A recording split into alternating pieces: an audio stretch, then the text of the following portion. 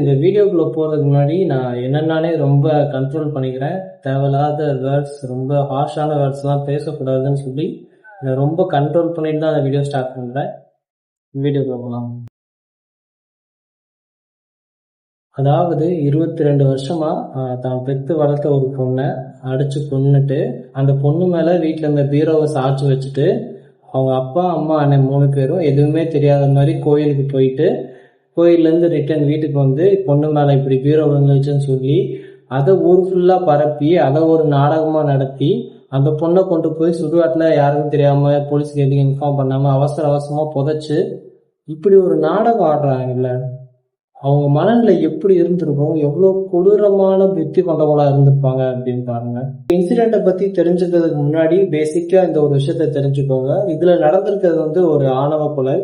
ஆணவக்குறை அப்படின்னோடனே நம்ம டக்குன்னு நினைக்கிறது வந்து பார்த்தீங்கன்னா இந்த பிசி அப்படி இப்படின்னு நிறைய கம்யூனிட்டி இருப்பாங்கல்ல, அவங்களுக்கும் ஷெட்யூல் கம்யூனிட்டியில் இருக்க மக்களுக்கும் நடுவில் இருக்க பிரச்சனை, இவங்க 2 பேர் தான் பண்ணிக்கிறது ஆணவக்குறை அப்படி கிடையாது. இந்த விஷயத்துல அப்படி நடக்கலை. ஏன்னா இந்த விஷயத்துல 2 பேருமே எம்பிசி கேட்டகரியில எம்பிசி. அது கீழே நீங்களாம் ஒன்று வச்சிருப்பாங்கல்ல, நான் மேலே நான் கீழே, இந்த பேர் இருந்தா மேலே இந்த பேர் இருந்தா கீழே, அப்படி ஒரு கேவலமான ஒரு விஷயத்தினால நடந்த ஒரு இன்சிடென்ட் தான் இது. சரி, ஓகே, நம்ம இன்சிடென்ட்குள்ள போயிடலாம். ஃபர்ஸ்ட் இவங்க 2 பேர் யாருன்னு சொல்லிடுறேன். இந்த பொண்ணு வந்து வித்யா, அவங்களுக்கு 21 வயசு ஆகுது. அவங்க கவர்மெண்ட் ஆர்ட்ஸ் அண்ட் சயின்ஸ் காலேஜில் எம்ஏ தமிழ் படிச்சுட்டு இருக்காங்க. அதே காலேஜில் வெண்மணி அப்படின்ற அந்த பையன் வந்து எம்ஃபில் முடிச்சுட்டாரு. எம்ஃபில் முடிச்சுட்டு பிஹெச்டிக்கான என்ட்ரன்ஸ் எக்ஸாம் எழுதி கிளியர் பண்ணி பிஹெச்டி பண்ண போகிறதுக்கு ரெடியாக இருக்காரு. இவங்க 2 பேருமே நல்லா படித்தவங்க, அதை நம்ம ஃபஸ்ட்டு நல்லா புரிஞ்சுக்கணும். 2 பேருமே நல்லா படிச்சுட்டு இருக்கவங்க, படித்தவங்க. ஓகே, அப்படி இருக்கும்போது இந்த பொண்ணும் அவரும் வந்து ஒரு 3 வருஷமா லவ் பண்றாங்க. கிட்ட 2022 லவ் பண்ணிட்டு இருக்காங்க. இது அவங்க ஃபேமிலிக்கு தெரியாம இருந்திருக்கு. இது எப்போ அவங்க ஃபேமிலிக்கு தெரிய வருது அப்படின்னா பிப்ரவரி மாதம் 2025 இப்போதான் அவங்க ஃபேமிலிக்கு தெரிய வருது. தெரிய வந்ததுலேருந்தே ஒரு 1 மந்த்தா அந்த பொண்ணை வந்து பயங்கரமா டார்ச்சர் பண்ணியிருக்காங்க. காலேஜ் போக அலோவ் பண்ணலை, வெளியே எங்கேயுமே போகிறதுக்கு அலோவ் பண்ணல. அந்த பொண்ணுக்கான சாப்பாடாக இருக்கட்டும், இது எதுவுமே சரியாக தராமல் அந்த 1 மந்த் ரொம்பவே கஷ்டப்படுத்திருக்காங்க. பட் அதையும் தாண்டி அந்த பொண்ணு காலேஜ் போகணும் அப்படின்றதுக்காக காலேஜ் போயிருக்கு. செலவுக்கு சுத்தமாக காசு இல்லை அப்படின்றதுனாலுமே பார்ட் டைமாக ஈவினிங்கில் வேலைக்கு போகிறது இந்த மாதிரி பண்ணிட்டு இருக்கு. அந்த பொண்ணு இந்த மாதிரி கிடைக்கிற சின்ன சின்ன கேப்பில் தான் அந்த பையன் கூட பேசிட்டு கொஞ்சம் கான்டாக்ட் டெவலப் பண்ணிட்டு இருந்திருக்காங்க. அப்படி இருக்கும்போது ஃபேமிலி ப்ரெஷர்ஸ் அதிகமாகிட்டே இருக்கு. சரி, ஒரு கட்டத்தில் என்ன பண்ணுறோன்னா பையன் அப்புறம் அவங்களோட அப்பா இடையில போயிட்டு பொண்ணு கேட்கலாம் அப்படின்னு சொல்லி கேட்க போன இடத்துல அவங்க அம்மா அப்பா அப்புறம் அவங்க அண்ணன் எல்லாரும் சேர்ந்து இந்த ஜாதியை பற்றி பேசி, அப்புறம் நீங்கள் எங்களோட ரொம்ப ஏழையாக இருக்கீங்க அப்படி இப்படின்னு ஏதோ சொல்லி அவங்க வந்து கொஞ்சம் இன்சல்ட் பண்ணி வெளியே அனுப்பிடுறாங்க. இந்த மாதிரி இன்சிடென்ட்லாம் நடந்துகிட்டே இருக்குது. இந்த மார்ச் மந்த்துக்குள்ளே இதெல்லாம் நடந்துகிட்டே இருக்குது. அப்படி இருந்துமே அந்த பொண்ணு வந்து கிடைக்கிற டைமில் கொஞ்சம் கொஞ்சமாக பேசிகிட்டு இருந்திருக்காங்க. ஸோ கடைசியாக அந்த பொண்ணு அந்த பையனை எப்போ மீட் பண்ணுறாங்க அப்படின்னு பார்த்தீங்கன்னா மார்ச் 27 மீட் பண்ணுறாங்க. இங்கேருந்து திருப்பூரில் போய் அந்த பையனை பார்க்க போயிருக்காங்க. அதுக்கு முக்கியமான ரீசன் வந்து அந்த பொண்ணு வந்து நெட் எக்ஸாம் எழுதுறதுக்கான புக்ஸ் மெட்டீரியல் இது எல்லாமே அந்த பையனை போய் வாங்க போகிறதுக்காக போயிருக்காங்க. போன இடத்துல தான் தெளிவாக சொல்லியிருக்காங்க, இந்த மாதிரி வீட்டில் ரொம்ப டார்ச்சர் பண்ணுறாங்க, எங்கள் அண்ணன் அப்பா அம்மா எல்லாரும் சேர்ந்து ரொம்ப டார்ச்சர் பண்ணிட்டு இருக்காங்க. வேற ஒரு பையனுக்கு என்னை கல்யாணம் பண்ணி கொடுக்கணும் அப்படின்றதுல ரொம்ப ஃபாஸ்ட்டாக இருக்காங்க. நான் எவ்வளோ கண்ட்ரோல் பண்ணுறேன், என்னால் முடியல. இன்கேஸ் நான் ரொம்ப வேணாம் அப்படின்னு சொன்னால் என் உயிருக்கு ஆபத்து இருக்குது அப்படின்றத தெளிவாக சொல்லியிருக்காங்க. பட் அந்த பையன் வந்து ஓரளவுக்கு சமாதானப்படுத்தி அனுப்பியிருக்காரு. இது ஓகே, ஒன்றும் நடக்காது, நான் பார்த்துக்கிறேன், அப்படி ஏதாவது ஆச்சுன்னா கல்யாணம் பண்ணிக்கலாம் இப்படின்ற மாதிரி ஒரு கான்ஃபிடன்ஸ் கொடுத்து தான் அனுப்பியிருக்காரு. இதுதான் கடைசியாக பார்த்தது. எப்போ அப்படின்னா மார்ச் 27 கடைசியாக மீட் பண்ணுறாங்க. கரெக்டாக அதுலேருந்து ஒரு 3 நாள் மார்ச் 30 சாயங்காலம் ஒரு ஈவினிங் டைமில் அவருக்கு வந்து ஒரு ஃபோன் கிடைக்குது. அந்த ஃபோனில் வந்து சொல்லிட்டாங்க, இந்த மாதிரி அந்த பொண்ணு இறந்துருச்சு அப்படின்னு சொல்லிட்டாங்க. அது அவரால் அக்செப்ட் பண்ணிக்க முடியல. ஏன்னா இப்போ தான் சொன்னாங்க இப்படி இறந்துட்டாங்களே, எப்படி இறந்தாங்க அப்படின்னு விசாரிச்சதுக்கு இந்த மாதிரி அந்த பொண்ணு மேலே பீரோ விழுந்துருச்சு, பீரோ விழுந்து இறந்துட்டாங்க, உடனே அவங்க ஃபேமிலிக்கு எல்லாரும் சேர்ந்து அந்த பொண்ணை புதைச்சிட்டாங்க இப்படின்னு ஒரு இன்ஃபர்மேஷன் போயிருக்கு. இது கேட்கும் போதே அவருக்கு பயங்கர டவுட் ஆயிடுச்சு. டவுட் ஆன உடனே அவர் பக்கத்தில் இருக்க ஒரு போலீஸ் ஸ்டேஷனில் போய் கம்ப்ளைண்ட் பண்ணியிருக்காங்க. நம்ம அவங்களுக்கு வந்து பாராட்டு தெரிவிச்சே ஆகும். கம்ப்ளைண்ட் எடுத்த உடனே அவங்க டக்குன்னு ஆக்ஷன் எடுக்க ஆரம்பிச்சிட்டாங்க. இதோட பிரச்சனையோட விஷயம் என்னன்னு தெரிஞ்சிருச்சு.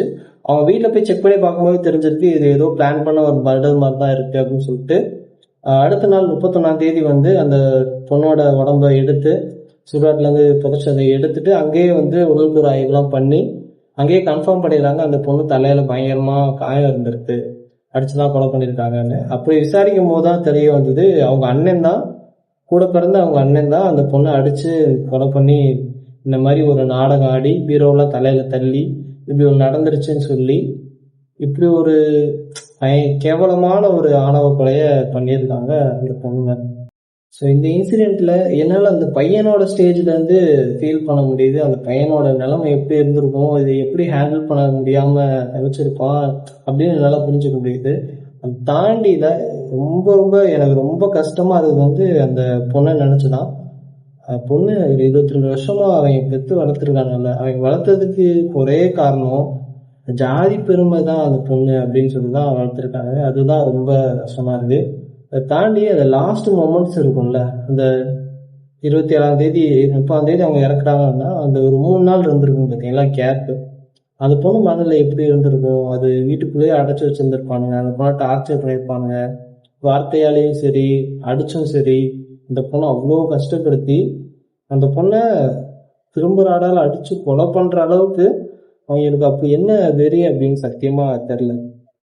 சத்தியமா அந்த பொண்ணோட லாஸ்ட் மூமெண்ட்ஸ் எல்லாம் என்னால யோசிச்சு கூட பார்க்க முடியல. அந்த பொண்ணு என்ன நினைச்சிருக்கோம் கடைசியில, அப்பா அம்மா இப்படி ஆயிட்டாங்களே, அப்பா அம்மாவே நம்ம கூடுறாங்களே, நம்ம அண்ணன் இப்படி இருக்கானே இப்படின்னு வச்சிருப்பாங்களா, இல்ல நம்ம விரும்பின ஒரு பையனை விட்டுட்டு போக போறோமே, இப்படி நடக்குதே என்ன பண்றது, நம்மளால வீட்டை விட்டு வெளியே போய் சர்வே பண்ண முடியுமா, என்னால வீட்டை விட்டே வெளியே போக முடியல, நான் ஏன் பொண்ணா பிறந்தேன், நமக்கு ஹெல்ப் பண்ண யாரும் வரமாட்டாங்க, இந்த சொசைட்டி ஏன் இப்படி இருக்கு, ஜாதியெல்லாம் ஏன் கிரியேட் பண்ணாங்க, ஏன் கண்டுபிடிச்சான், இப்படி அந்த பொண்ணோட லாஸ்ட் மூமெண்ட்ல என்னெல்லாம் யோசிச்சு பாருங்க.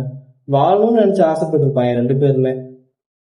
அப்படி இருக்கும்போது அந்த பொண்ணை இரும்பு ராடால அடிச்சு கொலை பண்ணி 1 மாசமா அந்த காலேஜ் போக விடாம அந்த பொண்ணை டார்ச்சர் பண்ணி அந்த பொண்ணுக்கு சாப்பாடு சரியா கொடுக்காம அந்த பொண்ணு மென்டலி எவ்வளவு ஸ்ட்ரெஸ்டா இருந்திருக்கும் எல்லாம் சத்தியமா யோசிக்க முடியல. ஒரு 22 வயசு பொண்ணு அந்த பொண்ணால எவ்வளவு கஷ்டத்தான் தாங்க முடியும் அப்படின்னு எனக்கு தெரியல. ஏன்னா நான் பொண்ணோட மைண்ட்ல தான் யோசிக்கிறேன். நம்ம வீட்டுக்குள்ள அடைச்சு வச்சு நானே பையன் நம்மள வீட்டுக்குள்ள அடைச்சு வச்சுட்டு இவ்வளவு டார்ச்சர் நடக்குது அப்படின்னா அது எப்படி ஹேண்டில் பண்ணிப்போம்.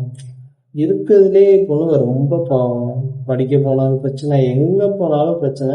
இந்த பொண்ணுங்க எல்லாத்துக்குமே இந்த ஒரு விஷயம் நிறைய பேர் தெரிஞ்சிருக்கலாம். பொண்ணுங்க எல்லாருமே அவங்க அப்பாவா இருக்கட்டும், ஃபேமிலியா இருக்கட்டும், அவங்க அண்ணன் எல்லாருமே ரொம்ப நல்லவங்களா இருப்பாங்க.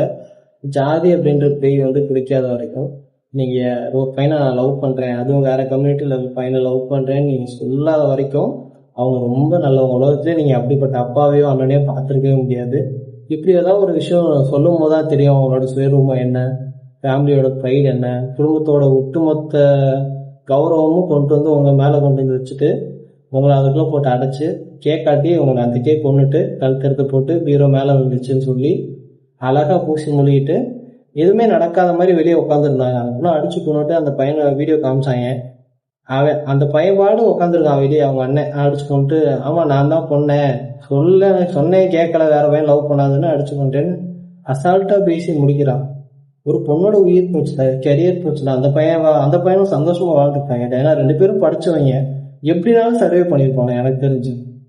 ஆனா கொஞ்சம் கூட ஒரு இதே இல்லாம இப்படி நடந்துக்கிறாங்க அப்படின்னு தான் சத்தியம். ஆனா வித்யாவோட சாபம் இந்த சமுதாயத்தெல்லாம் சும்மா விடாது. இந்த சமுதாயம் கட்டமைச்ச ஒரு கட்டுப்பாடுக்குள்ள அந்த பொண்ணை கொண்டு போய் நிப்பாட்டி அந்த பொண்ணோட ஆசை கனவு இது எல்லாத்தையும் பொண்ணு தன்னோட ஜாதி பெருமைக்காகவும் தான் ஆணாதிக்கத்தை காமிக்கணும் அப்படின்றதுக்காக, நான் ஆம்பளை, நான் சொல்றதை கேளு, நான் உன் அண்ணன், நீ தங்கச்சி, நான் சொல்றதை கேளு, ஆம்பளை நான் சொல்லதான் நீ கேட்கணும் அப்படின்ற ஒரு ஆணாதிக்கத்தினாலேயே அந்த பொண்ணை கண்ட்ரோல் பண்ணி வச்சு அந்த பொண்ணை அடிச்சு பொண்ணு அந்த பொண்ணை கொன்னதையும் ஒரு நாடகம் ஆடி அப்புறம் அந்த பொண்ணை புதைச்ச உடம்ப தேடி எடுத்து கண்டுபிடிச்சு இப்படி ஒரு நடந்திருக்குன்னு நம்ம சொல்ற வைக்கிறதுக்கு இவங்க பண்றாங்க பார்த்தீங்களா. சத்தியமா அந்த பொண்ணோட சாப்பிடலாம் சும்மாவே விடாது, யாரையுமே சும்மா விடாது. ஸோ ரொம்ப முக்கியம் ரொம்ப டிபெண்டன்சியா இருக்காதீங்க. ஃபேமிலியோட ரொம்ப டிபெண்டன்சியா நீங்க எப்பயுமே இருக்காதீங்க. நீங்க சொல்றதெல்லாம் ஒன்னே ஒண்ணுதான், நான் தான் வளர்த்தேன்னு சொல்லியே இந்த பொண்ணுங்களை அப்படியே கொண்டு போய் நிப்பாட்டிட்டு ஒரு இடத்துல வச்சுட்டு அந்த படிக்கட்டை நீ தாண்டிட்ட அப்படின்னா அவனை வெட்டிடுவேன், அவனை கொண்டுருவேன்னு சொல்லி ஒரு இடத்துல கொண்டு போய் நிப்பாட்டிடுவானுங்க. ஸோ இப்ப இருக்க நிறைய பொண்ணுங்க அப்படி இல்லை. எனக்கு